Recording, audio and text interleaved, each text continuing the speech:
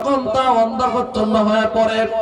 আল্লাহ সুবহানাহু ওয়া তাআলা এইভাবে চন্দ্র সূর্য রাত্র দিনের জমিনের নয়টা শপথ করে আমার আপনার মালিক একটা জিনিস জানাইয়া দিলেন, ক্বাদ আফলাহা মান যাক্কাহা। পৃথিবীর মানুষেরা, আমি আল্লাহ তোমাদেরকে জানাইয়া দিলাম, ক্বাদ আফলাহা মান যাক্কাহা, যার দিলটা পবিত্র হয়ে গেছে, যার আত্মাটা প্রসিদ্ধ হয়ে গেছে, যার দিল পবিত্র হয়েছে। আল্লাহ পাক বলেন, বান্দা দুনিয়াতে সফল কাম, পরকালে সফল কাম। ক্বাদ আফলাহা মান যাক্কাহা, যার দিল পবিত্র হবে, যার আত্মা পবিত্র হবে, এই লোকটা দুনিয়াতে ভাগ্যবান, পরকালে ভাগ্যবান। সুবহানাল্লাহ বলেন।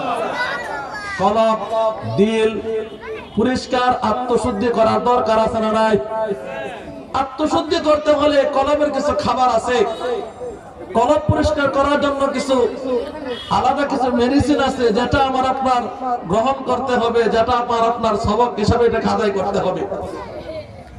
আমার আপনার দুনিয়ার নিজাম অনুযায়ী আমাদের শরীর ঠিক রাখতে যায়, খাবারের আমরা মোকাবিক্য হয়ে থাকি, খাবার খাইতে হয়। আত্মার কলব, এটাকে সুস্থ রাখতে হলে, এটাকে পরিশুদ্ধ করতে হলে দুনিয়ার যে আমরা খাবার আছে, এই খাবার দিলে হবে না। এই দুনিয়ার খাবার না দিয়ে আত্মার যে খোরাক, আত্মার যে খাবার, এই খাবার গুলো তাকে দিতে হবে, তবে এই দিল পরিষ্কার থাকবে, তবে এটা পরিশুদ্ধ থাকবে। এক নাম্বার হলো আল্লাহ তাআলার জিকির। বলেন, দিল পরিষ্কার রাখার জন্য এক নাম্বার সবক কি? জিকির। আল্লাহ বলেন, তুসাব্বিহুস সামাওয়াতুস সাবউ ওয়াল আরদু ওয়া মান ফীহিন। ও আসমান ও জমিনের বাসিন্দারা, তোমরা শোনো শোনো, আসমান ও জমিনে যত মাখলুকাত আছে, প্রত্যেকটা মাখলুক আমি আল্লাহর জিকির করে, ওয়ালাকিন লা তাফকাহুনা তাসবিহাহুম, তোমরা কিন্তু বুঝো না। আমার দুনিয়ার প্রত্যেকটা প্রাণী কোন আমি আল্লাহর জিকির করে। হে বনি আদম দলেরা, তোমরাও আমি আল্লাহর জিকির করো। সুবহানাল্লাহ। আল্লাহ বলেন, ফাযকুরুনি আযকুরুকুম ওয়াশকুরুনি ওয়ালা তাকফুরুন। হে বনি আদম দলেরা, তোমরা আমি আল্লাহকে স্মরণ করো, আমি আল্লাহর জিকির করো, করলে কি হবে? আমি আল্লাহ তোমাকে স্মরণ করব। সুবহানাল্লাহ। হযরত দাউদ আলাইহিস সালাতু ওয়াস সালাম, তিনি যখন জিকির করতেন বন জঙ্গলের মধ্যে, আশপাশে প্রত্যেকটা গাছের লতা পাতা সহ, এমনকি কীট পতঙ্গ গুলো সহ আল্লাহ আল্লাহ বলে জিকির করে দিতেন। সুবহানাল্লাহ। আল্লাহ রাসূল সাল্লাল্লাহু আলাইহি ওয়াসাল্লাম বলেন, বুখারীর শেষ হাদিস, কালিমাতানে হাবিবাতানে ইলার রহমান, কালিমাতানে হাবিবাতানে ইলার রহমান, সাকিলাতানে ফিল মিজান। এমন দুইটা কালেমা আছে, এমন দুইটা জিকির আছে, এই দুইটা জিকির যেই বান্দা সকাল সন্ধ্যা আদায় করবে, সকাল সন্ধ্যা সব সময় যে বান্দা জিকির গুলো তাসবিহ আদায় করবে, আল্লাহর হাবিব বলেন, এই দুইটা কালেমা মিজানের পাল্লায় হবে বাড়ি। এই দুইটা কালেমা আল্লাহ তাআলার কাছে অতি পছন্দের। যে বান্দা দুইটা কালেমা পড়বে, আল্লাহ পাক তার আমলনামার মধ্যে নেক দ্বারা ভরপুর করে দিবে। কালিমাতানে হাবিবাতানে ইলার রহমান, সাকিলাতানে ফিল মিজান। দুইটা কালেমা হলো সুবহানাল্লাহি ওয়া বিহামদিহি, সুবহানাল্লাহিল আযীম। সবাই বলেন, সুবহানাল্লাহি ওয়া বিহামদিহি, সুবহানাল্লাহিল আযীম। এই দুইটা কালেমা যারা পড়বে, আল্লাহর রাসূল বলেন, তার যদি আমলনামায় সাগরের ফেনা পরিমাণও যদি গুনাহ থাকে, আল্লাহ পাক তার সকল গুনাহ maaf করে দিবেন। সুবহানাল্লাহ জোরে বলবেন না? আল্লাহ বলেন, ক্বাদ আফলাহা মান যাক্কাহা। এক নাম্বার, সকাল সন্ধ্যা তুমি আমি আল্লাহর তাসবিহ করো, আমি আল্লাহর জিকির করো, ফলে কি হবে? আল্লাহর রাসূল বলেন, দুনিয়ার প্রত্যেকটা বস্তুকে পরিষ্কার করার জন্য তার বিপরীত কোনো না কোনো বস্তু খুঁজে পাওয়া যায়। ও মুসলমান, আপনার কাঠ যখন পরিষ্কার করা দরকার হয় তখন আপনি রেত রান্না মারেন, আপনি যখন লোহা পরিষ্কার করতে যান তখন আপনি রেত মারেন, কাপড় যখন ময়লা যুক্ত হয়ে যায় তখন সাবান আর ডিটারজেন্ট লাগাইতে হয়। কথা বলেন ঠিক কিনা? আল্লাহর রাসূল বলেন, বান্দা যখন গুনাহ করে, বান্দা যখন পাপ করে, তার কলবটা ময়লা যুক্ত হয়ে যায়, কলবটা নাপাক হয়ে যায়, কলবটা মন্দ হয়ে যায়। এই কলবকে পরিষ্কার করার জন্য রাসূল বলেন, লিকুল্লি শাইইন সিকালাতিন কুলুবু যিকরুল্লাহ। এই কলবকে পরিষ্কার করার জন্য তার যন্ত্র হলো লা ইলাহা ইল্লাল্লাহ। আল্লাহ আল্লাহ আল্লাহ আল্লাহ, সবাই আল্লাহ আল্লাহ আল্লাহ। আগে তো ভালো ছিল, এত বছর আগে থেকে ছিল।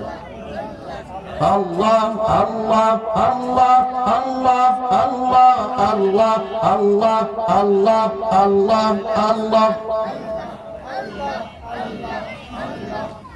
আমার ভাইয়েরা, শুধু তাই নয়, আল্লাহর রাসূল অপর এক হাদিসের মধ্যে বলেন, যে বান্দার মধ্যে চারটা আমল পাওয়া যাবে, চারটা গুণ পাওয়া যাবে, খয়রুদ দুনিয়া ওয়াল আখিরাহ, লোকটা দুনিয়াতে ভাগ্যবান, পরকাল ভাগ্যবান। এক নাম্বার হলো কলবুন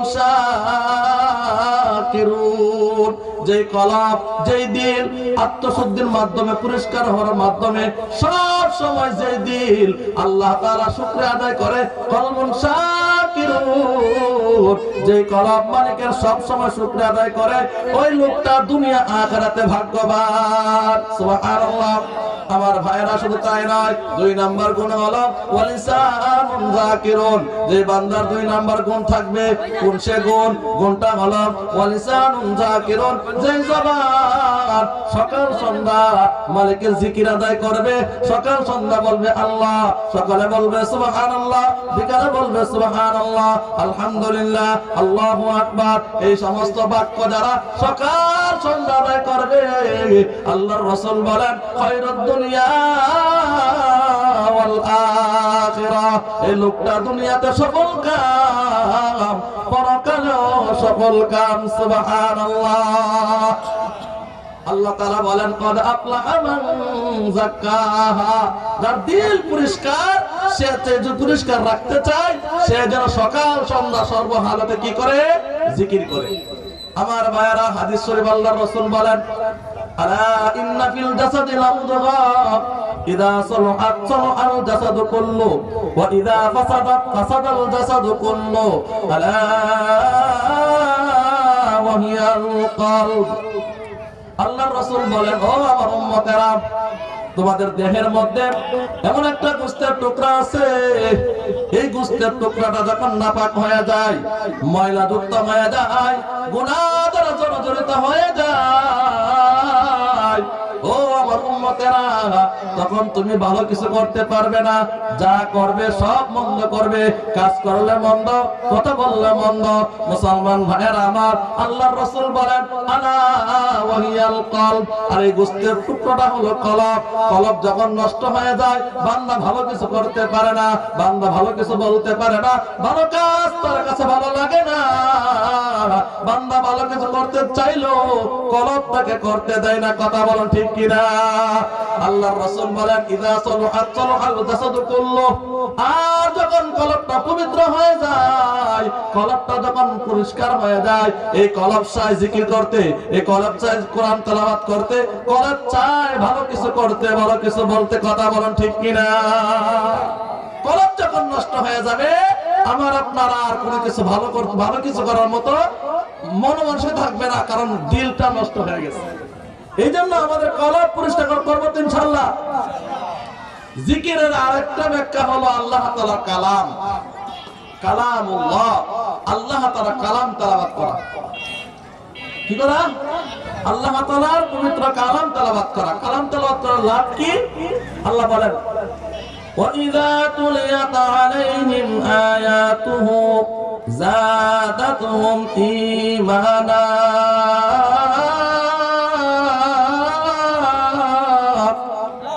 وَعَلَى رَبِّهِمْ يَتَوَكَّلُونَ।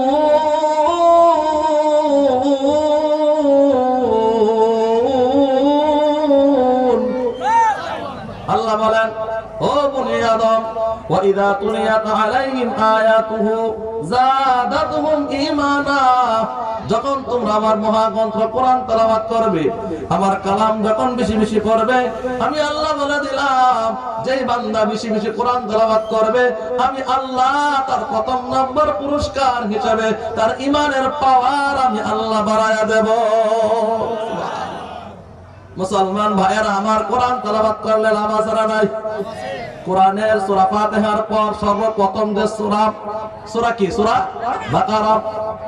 আল্লাহ রাসূল সাল্লাল্লাহু আলাইহি ওয়াসাল্লাম হাদিসের মধ্যে বলেন, লা তাজআলু বুয়ুতাকুম, লা তাজআলু বুয়ুতাকুম, হে আমার উম্মতেরা, তোমরা আল্লাহর জিকির থেকে কোরআন তেলাওয়াত বন্ধ করে তোমাদের ঘরটাকে কবরখানা বানায়ো না, বাংলা ঘর, বিড়াল ঘর বানায়ো না।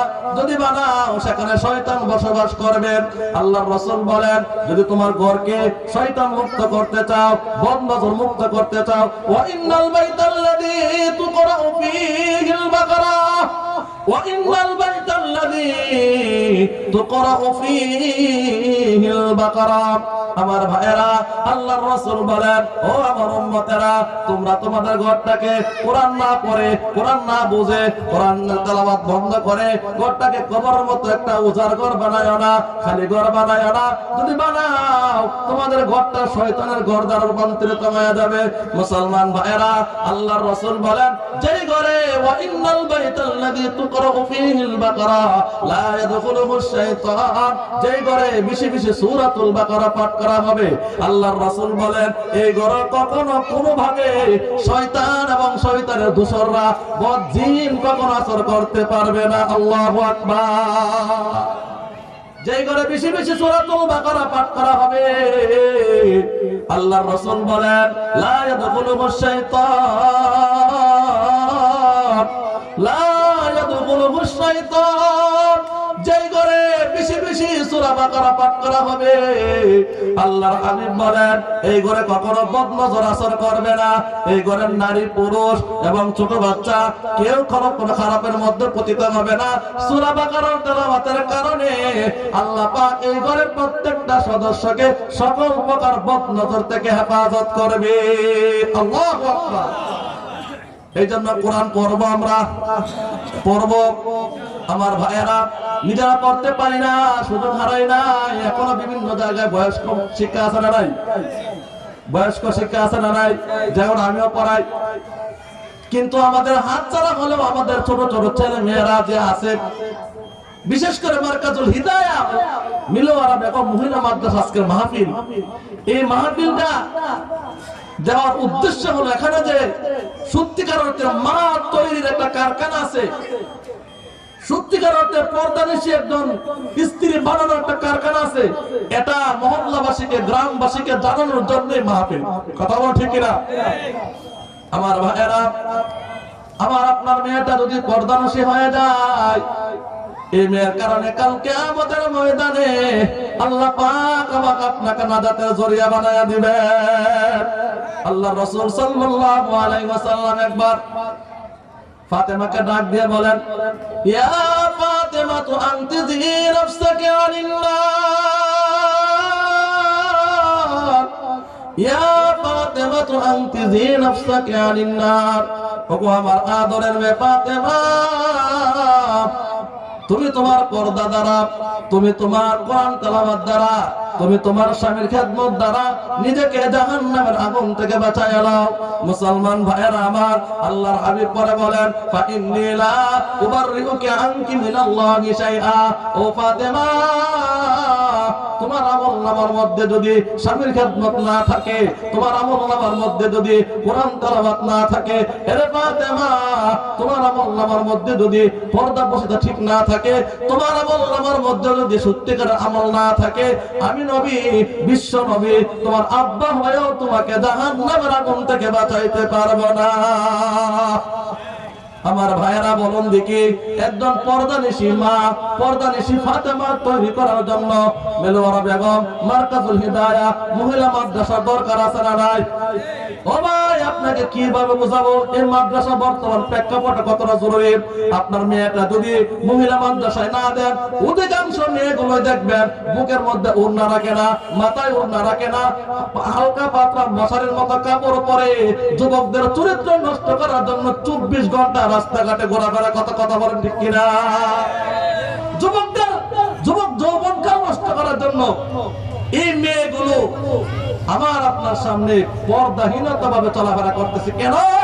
তাদেরকে মা বাবা তো পর্দা শিখেই নাই, এমনকি তাদেরকে মহিলা মাদ্রাসায় না দেওয়ার কারণে পর্দার গুরুত্ব, পর্দার আজমত, পর্দার যে ফজিলত সে না জানার কারণে বেপর্দা অবস্থায় মারা গেলে তার অবস্থাটা কি হবে, এই জন্য সে অর্ধ উলঙ্গ হয়ে রাস্তাঘাটে চলাফেরা করতেছে। কথা বল ঠিক কিনা? আপনি আমি যদি মহিলা মাদ্রাসা আমার মেয়েদেরকে দিয়ে দিয়ে লাভটা কি হবে শোনেন। আল্লাহর রাসূল বলেন, সুতি নারী কারা? সুতি নারী কারা? তাদের গুণ আল্লাহর রাসূল হাদিসের মধ্যে আলোচনা করেছেন। আল মারআতু ইযা সাল্লাত খামসাহা ওয়া আতাআত মালাহা ওয়া হাফিজাত ফুরুজাহা ওয়া সামাত শাহরাহা। যে নারীর মধ্যে, যে মহিলার মধ্যে চারটা গুণ থাকবে, আল্লাহর হাবিব বলেন, ও মা বোনেরা, যে মা বোনের মধ্যে 4টা গুণ থাকবে, এই নারীটা সুতি নারী, এই নারীটা জান্নাতি নারী, এই নারীটা জান্নাতি রমণী। কোন সে গুণ? আল্লাহর রাসূল বলেন, আল মারআতু ইযা সাল্লাত খামসাহা। 1 নাম্বার গুণ হলো যে নারী, যে মহিলা 5 ওয়াক্ত নামাজ পড়বে, আল্লাহর রাসূল বলেন ওই মহিলা জান্নাতি নারী।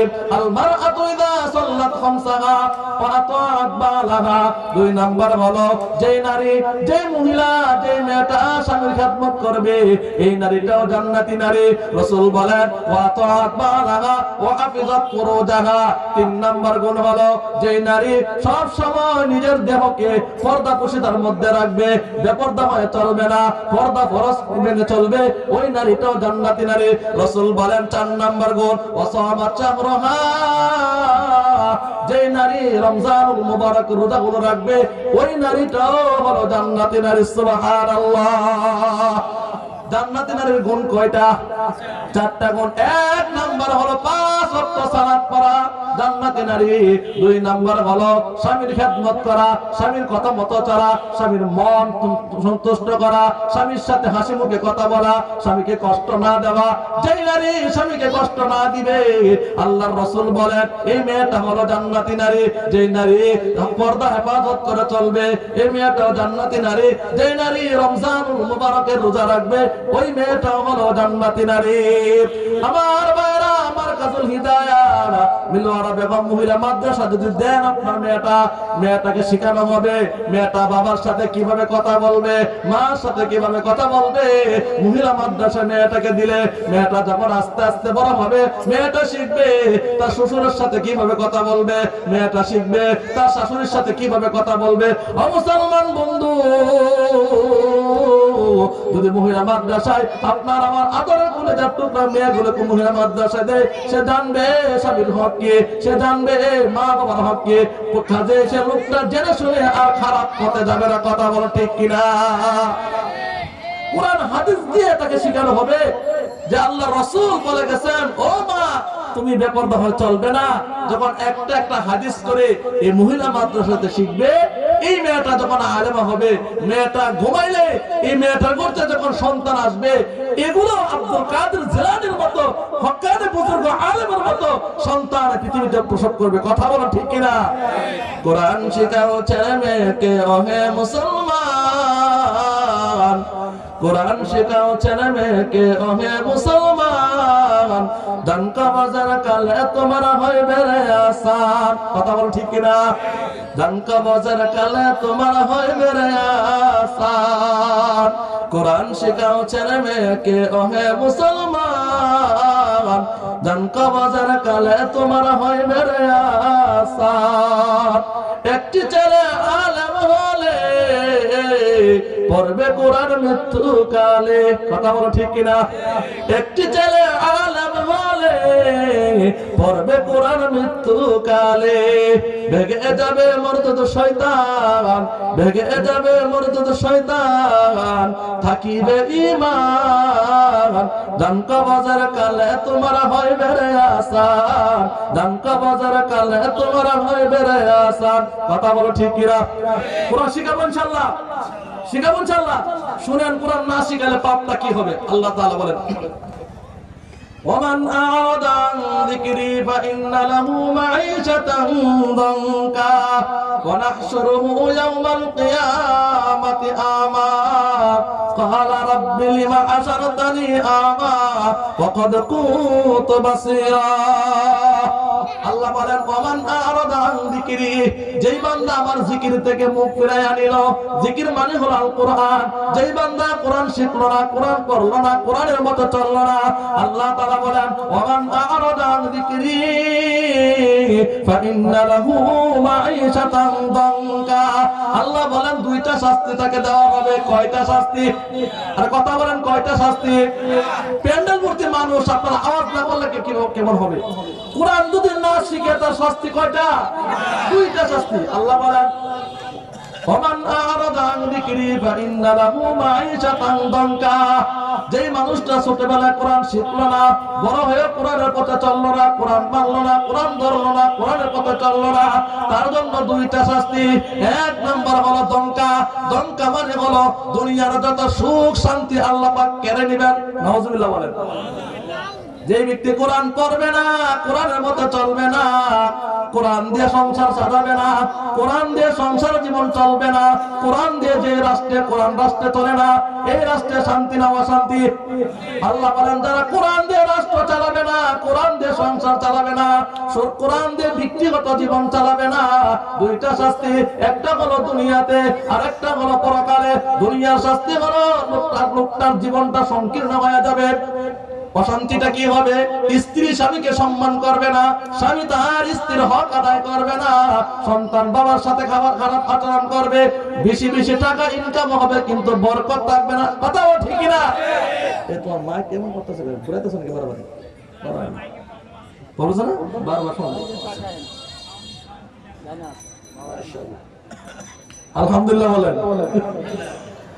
বলতেছিলাম, এক নাম্বার শাস্তি, ওমান আরাদা আন যিকরি ফাইন্না লাহু মাঈশাতান দানকা। কোরআন না পড়ার কারণে তার জীবনটা ধঙ্কা বানায়া দিবেন, সংকীর্ণতায় ফেলে দিবেন। কাজেই তার সংসারে শান্তি থাকবে না, সমাজে শান্তি থাকবে না। দুই নাম্বার হলো ওয়ানাহশুরুহু ইয়াওমাল কিয়ামাতি আমা। যেই বান্দা কোরআন না পড়ে দুনিয়া থেকে বিদায় নিল, আল্লাহ তাআলা বলেন, হাসর ময়দানে তাকে স্বাভাবিক অবস্থায় উঠাইবে না। ওয়ানাহশুরুহু ইয়াওমাল কিয়ামাতি আমা। আল্লাহ পাক তাকে অন্ধ বানায়া, কানা বানায়া হাসর ময়দানে উত্তরণ করবে। নাউজুবিল্লাহ। দুনিয়ার শাস্তি, সকল শান্তি আল্লাহ পাক কেড়ে নিয়ে অশান্তির মধ্যে রাখবেন। কোরআন না পড়লে, বাচ্চাকে কোরআন না শিখাইলে, দুই নাম্বার পরকালে শাস্তি হবে। যেই লোকটা কোরআন না পড়ে, বাচ্চাকে কোরআন না শিখায়া পরকালে যাবে, আল্লাহ বলেন, ওয়ানাহশুরুহু হাসরের ময়দানে, ওয়ানাহশুরুহু ইয়াওমাল কিয়ামাতি আমা। কিয়ামতের ময়দানে আল্লাহ পাক কোরআন না পড়নেওয়ালা ব্যক্তিকে, কোরআনের পথে না চলনেওয়ালা ব্যক্তিকে অন্ধ বানায়া তাকে দাঁড় করাইবে। ওই লোকটা কানা হয়ে দাঁড়ানোর পর আল্লাহর কাছে বলবে, কি বলবে? ক্বালা রাব্বি লিমা হাশারতানি আমা ওয়া ক্বাদ কুনতু বাসীরা। আল্লাহ, দুনিয়ায় থাকতে আমার চক্ষু ছিল, দুনিয়ায় থাকতে আমার দৃষ্টি শক্তি ছিল, আমি আজকে কেন অন্ধ করে উঠলাম? আমাকে কেন কানা বানা উঠাইলেন? আল্লাহ বলবেন, ক্বালা কাযালিক, এমনি অন্ধ করে উঠাইলেন। কেন? ক্বালা কাযালিক আতাতকা আয়াতুনা ফানাসিতাহা ওয়া কাযালিকাল ইয়াওমা তুনসা। তুমি যেমনি ভাবে আমার কোরআন থেকে দূরে থাকছিলে, যেমনি ভাবে দুনিয়ায় থাকতে আমার কোরআন ভুলে গেছিলে, ঠিক আমি আল্লাহ আমার বান্দা বলে তোমাকে ভুলে গিয়ে অন্ধ করে তোমাকে হাসরের ময়দানে উঠাইলাম। আমার ভাইরা, এই জন্য আমরা কোরআন পড়ব ইনশাআল্লাহ, কোরআন পড়ব ইনশাআল্লাহ। ছোট্ট একটা আমল বলে শেষ করে দিতেছি। আল্লাহর রাসূল বলেন, তাআদিলু সুলুসাল কুরআন, কুল হুয়াল্লাহু আহাদ। কোরআনের একটা ছোট্ট সূরা আছে, সূরার নাম সূরাতুল ইখলাস, সূরা হলো কুল হুয়াল্লাহু আহাদ। কেউ যদি একবার বলে কুল হুয়াল্লাহু আহাদ, আল্লাহ পাক তার আমলনামার মধ্যে 10 পারা কোরআন তেলাওয়াতের সওয়াব দিবেন। কেউ যদি দুইবার কোরআন তেলাওয়াত করে, কোরআন সূরাটা একবার দুইবার পড়ে সূরাতুল ইখলাস, আল্লাহ বলেন, আল্লাহর রাসূল বলেন তার আমলনামায় 20 পারা কোরআন তেলাওয়াতের সওয়াব দিয়ে দিবেন। কেউ যদি আল্লাহর জন্য সূরাতুল ইখলাস 3 বার পাঠ করে, কুল হুয়াল্লাহ সূরাটা 3 বার পড়ে, আল্লাহর রাসূল বলেন পুরো একটা কোরআনের সওয়াব আল্লাহ পাক ওই কোরআন সূরা ইখলাস পড়াওয়ালার আমলনামায় দিয়ে দিবেন। সুবহানাল্লাহ। এজন্য আমরা এই মহিলা মাদ্রাসার সাথে থাকবো তো ইনশাআল্লাহ। সন্তান দিয়ে, সময় দিয়ে, হুজুরকে পরামর্শ দিয়ে, অর্থ লাগলে অর্থ দিয়ে, বিশেষ করে পরামর্শ দিয়ে এই মাদ্রাসার সাথে থাকবো তো ইনশাআল্লাহ। ভাইয়া, যে মহল্লায় একটা মাদ্রাসা হয়ে যায়, এই মহল্লা থেকে শিরক, বেদাত আর কুফরি আর সমাজের কুসংস্কার এমনিতে একটার পর একটা দূর হয়ে যায়। কথা বল ঠিক কিনা? এখানে বেশি বেশি ওয়াজ করা লাগে না, লাঠি লাগে না। যেখানে মাদ্রাসা হয়ে যায়, ছাত্রদের কোরআন তেলাওয়াতের বরকতে, মেয়েদের কোরআন হাদিস শিক্ষার বরকতে আল্লাহ পাক সকল প্রকার কুসংস্কার মুক্ত একটা সমাজ দান করেন। সুবহানাল্লাহ। আল্লাহ পাক আমাকে সহ এই কথাগুলোর উপর আমল করার তৌফিক দান করুক। ওয়া আখিরু দাওয়ানা আলহামদুলিল্লাহি রাব্বিল আলামিন।